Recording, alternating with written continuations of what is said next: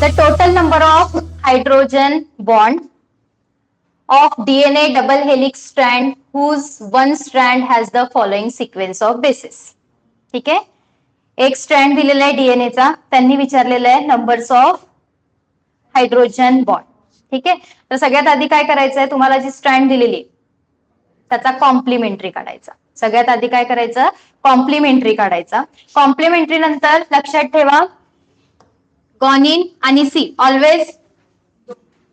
Always present असणार. Guanine सोबत कोण असेल, सायटोसिन, आणि सायटोसिन सोबत कोण असणार, गॉनिन असेल. ठीक आहे, तर जी अँड सी जेव्हा कॉम्बिनेशन मध्ये येणार तर 3 हायड्रोजन बॉन्ड फॉर्म करतात. किती, 3. एक pair of GC forms 3 hydrogen bond. ठीक आहे, तर इथे लिहित आहे मी 1 pair of GC forms 3 hydrogen bond and 1 pair of A to T असेल किंवा T to A असेल. ठीक आहे, तरी पण सारखंच होईल. इथे काय असणार आहे, 2 हायड्रोजन बॉन्ड. इथे काय असेल, 2 हायड्रोजन बॉन्ड.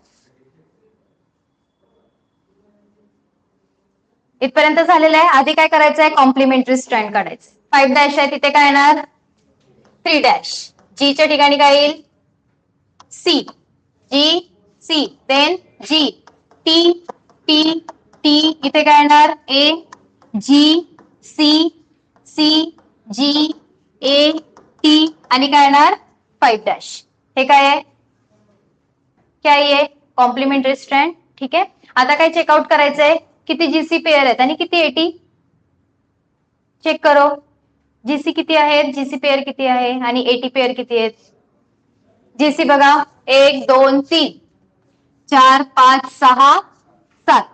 ठीक आहे, तर 7 हा पेअर बघायचे. कॉम्प्लिमेंटरी आपल्याला काढायचं आहे. ठीक आहे, जीसी पेअर किती झालेत ओव्हरऑल 7. मग 7 इंटू किती करणार 3, किती येणार. एटी पेअर्स किती आहेत, 1 2 3 4 5 आणि 6. 6 इंटू किती होणार 2. टोटल 33 हायड्रोजन बॉन्ड प्रेझेंट असणार या गिवन डीएनए स्ट्रँड मध्ये. ठीक आहे.